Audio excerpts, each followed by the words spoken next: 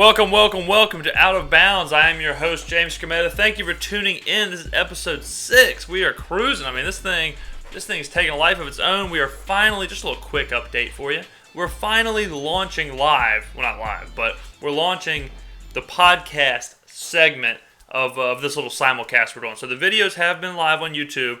They're not live. I don't know why I keep saying that. The videos have been on YouTube, and now the podcast version is available. You can go to my website, which is in the description below, that also just launched, and that you'll find some stories on there during the day.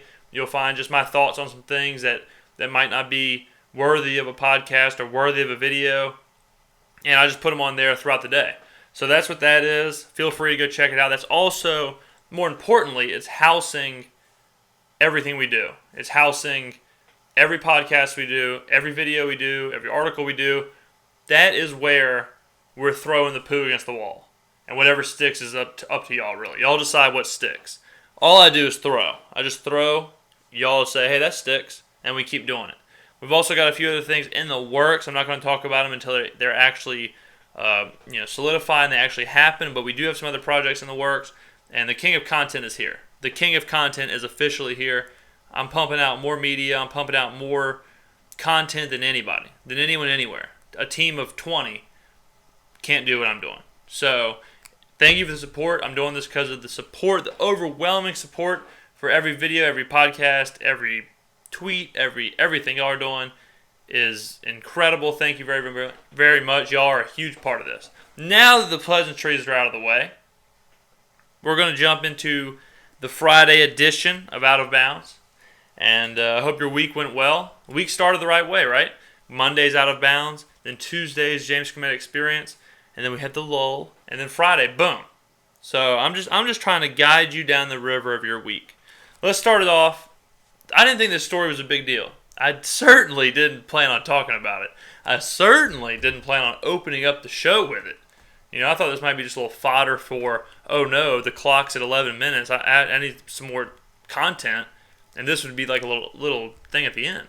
But I'm leading off with this thing. Because it took a life of its own. It got real. What I'm talking about is Tuesday, the Pittsburgh Steelers signed Michael Vick to a 1-year deal because their backup, Bruce Gradkowski, broke his hand. And the only other quarterback on the roster is Landry Jones.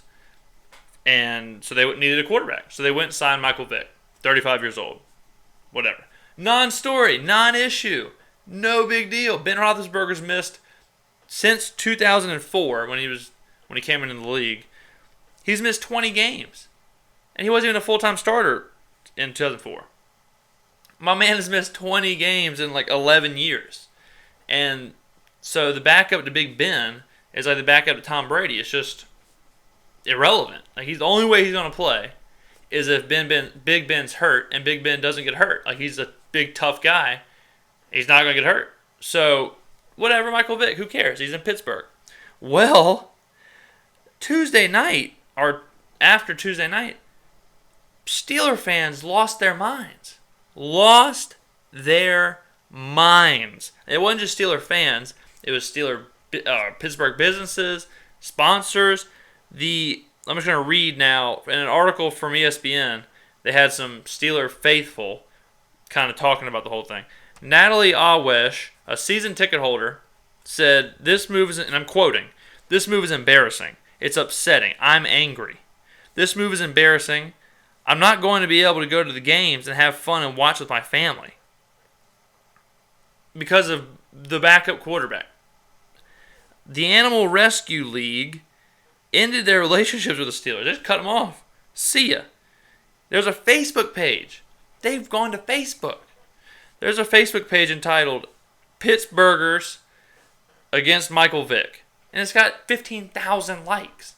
15,000 people liked this Facebook page against Michael Vick. A guy who more than likely will not play at all. Will never play. Because he's not going to play in the preseason. It's almost over.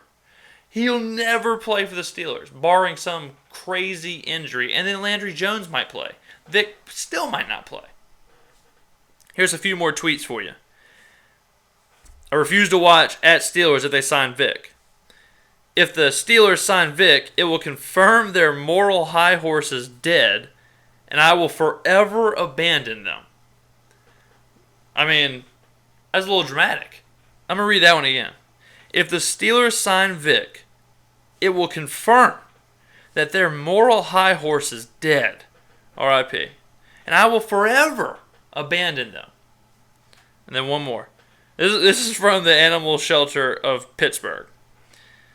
No, this is from the Animal Rescue League, excuse me. On days like this, we're even prouder to be the official animal shelter of the Pittsburgh Penguins. First of all, I don't know why a sports team has to have an official animal shelter. I mean, they can just pick a few. You don't have to have one official one. You can have just kind of, I mean, it's an animal shelter. You know, I know they have official like drink sponsors, but to have an official animal, do they have like an official iPhone repair store? We're the official iPhone repair store of the Pittsburgh Penguins. I don't know. I mean, these people are crazy. Pittsburgh, what are you doing? If you've been living under a rock or are 5 years old, the whole reason for this is that Michael Vick got busted for dogfighting. He got busted for dogfighting, and it was in 2007. 2007, Vick pled guilty to dogfighting charges. He ran along with like his cousins and friends from Virginia. He ran a dogfighting kennel fight club at his house. Now the information was kind of dodgy. Vick wasn't always there, but he had the money, he had the house, he had the land, so he housed the dogs. They trained the dogs, and they trained them in brutal ways. They would shock them, and they would feed them creatine. They'd give them steroids. It was awful. I mean, it was terrible. It's what dogfighting is. Dogfighting is terrible. And America loves dogs. That's a huge difference between America and other countries. Not to get all off on America and other countries, but America treats dogs better than people most of the time. If you see a stray dog, it's going to get some food. If you see a homeless person, you're going to throw like 5 nickels at it and tell it to get up the road. You know, I mean, how many times have you seen a homeless person begging for food and people are just pissed? People are just cursing at it. But if a stray dog rolls up, they'll give it a steak dinner. You know, I mean, I love my dog. I've always had a dog. I've had some dogs have passed, but I've always had a dog. And we're a huge dog family where I come from. But when Vick got busted, all right, this is right after the little era there where Vick was the best player.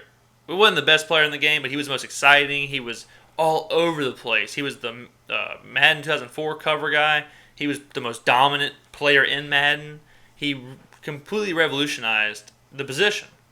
Because before that, it was like, yeah, quarterbacks are athletic, but can they really run? My man could run. Michael Vick was not only a running quarterback, he just embarrassed people. They beat Green Bay at Green Bay in the playoffs. He made it to the NFC Championship game, lost to the Eagles, I believe.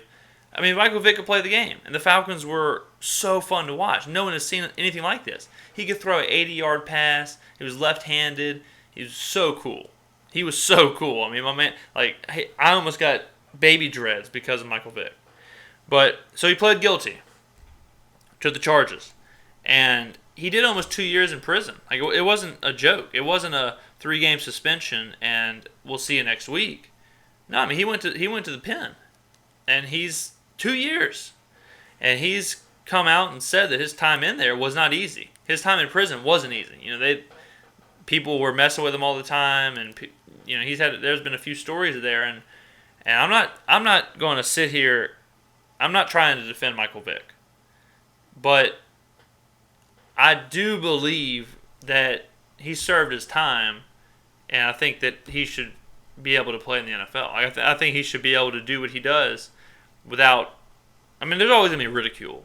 You know, there's always going to be jokes and whatnot. But I think that Michael Vick, he's one of the true. If you really look back at it in the past, we'll say 5 years. In the past 5 years, you hear a lot about athletes getting in trouble. You hear a lot about, besides Aaron Hernandez, you hear a lot about people getting in trouble, and they kind of skirt. You know, they kind of They do a suspension, but they don't serve jail time. They don't. I mean, if you look at recently, Ray Rice and Greg Hardy and Ray McDonald, even Sheldon Richardson for the Jets, they do all these things, and they don't. Or even Alden Smith, like they might get cut, they might get released, but not serving time. Like Vick not only lost 2 years of his career, but he lost 2 years of his life. And when he came back from jail, obviously people didn't know what to expect, and he went to Philadelphia. And in 2006, he had a huge year. Not 2006. He was suspended. In 2012, he had a huge year. 2011, 2012. And he came. He was back. Vick was back. I mean, that's crazy to think about that. The career arc. First overall pick. Best player in college. NFL. Best player in the NFL for a little while there. Madden cover star. All the endorsements. All this. NFC Championship games. Boom. Dogfighting charges. Bam. 2 years in prison. Career over. Right? Wrong. Comes back about 4 years, removed from the league. Comes back to play in Philadelphia. Dominates. They're putting up points all over the place. He's unstoppable again. He looks like Michael Vick of old. He ends up getting hurt and kind of fizzles out. And then he gets hurt again and he fizzles out and never plays again. Like he has that one glorious year. But the reason I brought that up was because in 2012, he got second place in the national voting for the Madden cover. In the Madden 2012. He eventually lost to Peyton Hillis in the finals. He was number 2. He got the second most votes. And now, just 3 years later, people are voting to not let him play for Pittsburgh. Like, it's crazy. It's nuts. They're voting. 15,000 people have voted for him to get out of Pittsburgh. He's a backup. He's not even a starter. And another thing that has to be said is that, to go back to my man's moral high horse tweet, Ben Roethlisberger's the quarterback. Has anybody forgot? I mean, that would be like the Ravens telling somebody, hey, we're not all about that. We're not about violence here. What? I know no one got charged, but you had Ray Lewis, who's suspected of murder, and Ray Rice, who dropped his girlfriend in an elevator. Big Ben was accused of raping a girl twice within 14 months. In 2008 and 2010. He didn't get charged. Let's not throw all this shade at Big Ben. He didn't get charged with anything. But the 2008 accusation was settled out of court. Girl said he raped her in a hotel room. Settled out of court. 14 months later, 2010, in Atlanta, bam. Girl said he raped her in a bathroom. He got a 4-game suspension. He didn't catch any charges as far as the law, but my man lost 4 games. 4 of those 20 games I was talking about. I don't know where the Steelers come off with these Steeler fans come off with this moral high horse, but the guy under center for y'all, the guy who's got y'all a couple Super Bowls, the guy who's y'all's face, he doesn't exactly have a squeaky clean past. And even if he does, it's irrelevant because Michael Vick has served his time. Michael Vick has done 2 years in prison. Since then, he's donated a lot of money and done a lot of things with the humane societies and with dog shelters as part of his community service and all that. He's given a ton of money, and I can't sit here. I can't tell you that Michael Vick is better. I can't tell you, hey, he's good now. But from what I don't think he's done anything awful. That was so long ago. You're talking 8 years. Let the man live. Pittsburgh. That's what I'm trying to tell you. That's what I'm trying to get to. Just let the man live. He's not perfect, but the whole league isn't perfect. I mean, there's been tons of people in the league that are accused of shooting people, that are domestic violence and all these things, these awful crimes that some of them have been, charged with or have settled out of court, and they just kind of skate. And it's weird how that's happened with Michael Vick, and it's weird how the roller coaster, because he was loved and hated and loved, now hated. And I don't know. I'm not saying that I'm in Vick's corner, but I'm saying I think we should let the man play the game. I think we should let the man live. Oh, fantastic time looking at the clock. Let's get into the MLS Minute, the world famous. How's that sound to y'all? How's that sound to everybody at home? Are y'all watching the MLS yet? No? I hope so. Rivalry week this week. Tonight, we got a big game tonight. San Jose and LA. The weekend's rivalry week. We got Portland, Seattle coming up Sunday. Let's get into this thing, man. Play my music. Can you play the music? Play my music. Here we go. Chicago Fire beat the New York Red Bulls 3-2. The win allows the Fire to still sniff the playoffs. They ain't going to get in the playoffs, but they can sniff the playoffs. I like to tell y'all how many people are at the games because I like to tell y'all how much the MLS is growing. 12,000. I said 12,000 people were there on a Wednesday night in Chicago. All right, to watch these two teams play, and the Fire are awful. 12,000 people came out to see an awful team. Kennedy Igbananike. That's a tough word to say.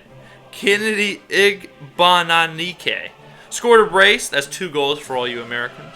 And Patrick Nyarko scored the other goal. The play of the game, though, was from the Red Bulls, the New York Red Bulls. They scored a trick corner. It was kind of like when the players in the NFL go to the sideline and they act like they're not in the play, and then they catch a pass and score. It was just like that. Didn't matter though because they lost 3-2. Chicago Fire with the win. The Colorado Rapids won a game.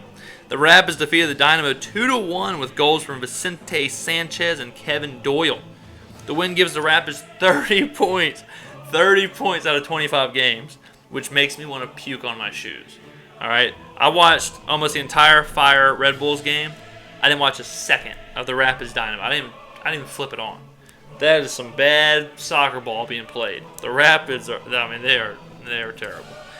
The last game of the night had a lot of pomp, a lot of circumstance. It was up north, up in Canada, and it was for the heralded Canadian Championship. It was the second leg. The first leg is between Vancouver and Montreal.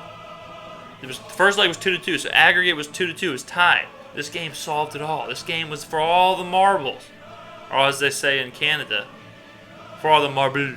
The impact. Montreal could not withstand the Whitecaps' offense. It didn't really matter because they didn't have any offense themselves.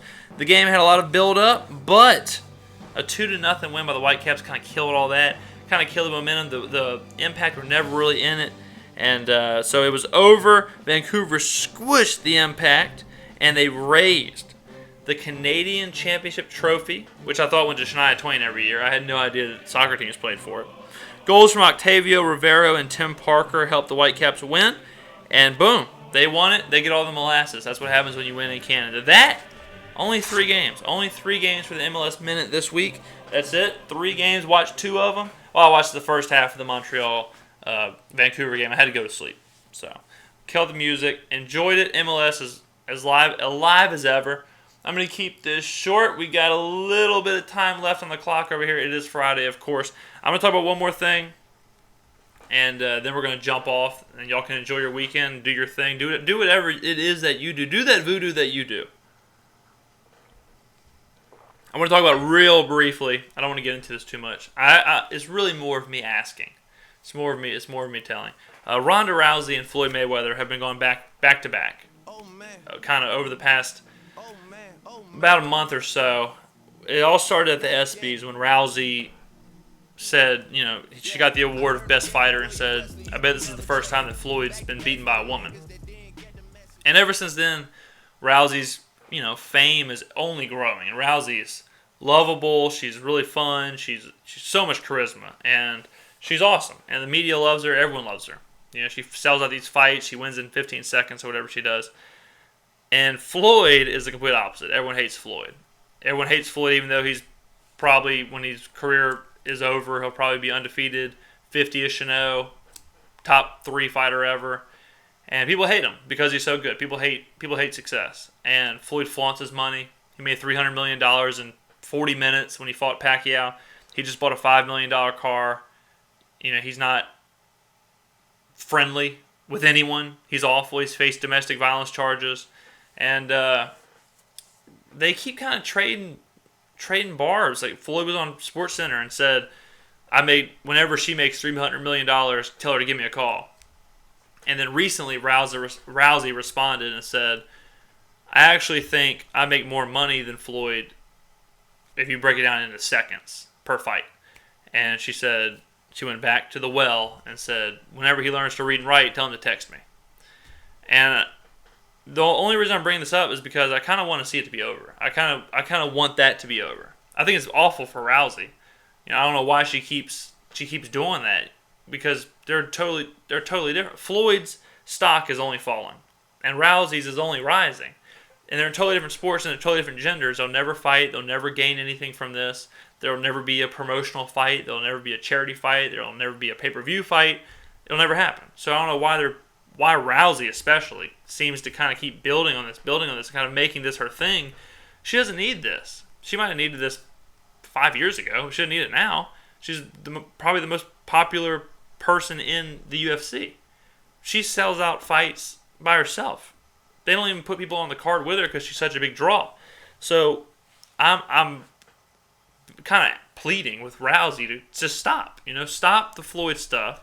Stop this man versus woman. Who would win? We shouldn't want to see that. We shouldn't be. There are people who honestly want to pay $60 or whatever it would be to watch Floyd and Rousey fight, a man and a woman. Not just a man and a woman, but a woman and arguably the greatest boxer of all time. Certainly in his weight class. There's a real chance that Floyd would beat her brains in. And people were paying $60 to watch that. It's like, you might as well start throwing weapons in these rings and calling them gladiators. I think the whole thing is, I don't want to say disturbing because I don't want to be dramatic, but I think the whole thing is just awful.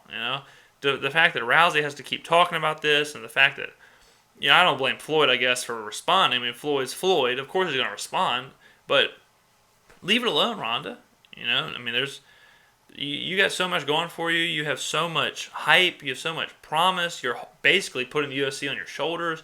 You're a great role model for women. You're a great role model for all these people. Don't tarnish what you've got by getting into some petty, almost like a high school, I make more than you per fight, learn to read. Oh, yeah, well, you learned how to write. Oh, yeah, well, I got this $5 million car. Oh, yeah, well, I bet you can't read the GPS. There's no need for all that for her. If I'm her marketing, if I'm her PR, I'm telling her, look, just do you. Okay, just stay away from that. Stay away from Floyd. Stay away from all that. And just do you. Because on this pace, she'll be she's already a much higher regarded athlete. And the pace she's on, she'll be the greatest woman athlete to ever live. So Rousey, from Out of Bounds, from everyone here, just ignore Floyd, stay in your lane, and do your thing. This has been Out of Bounds, guys. I appreciate you listening. If you finish to the end, you are an absolute hero, a legend of mine. I think about you before I go to sleep. I have been your host, James Skrmetta, and this is another episode, a very successful episode of Out of Bounds. Have a great weekend, guys.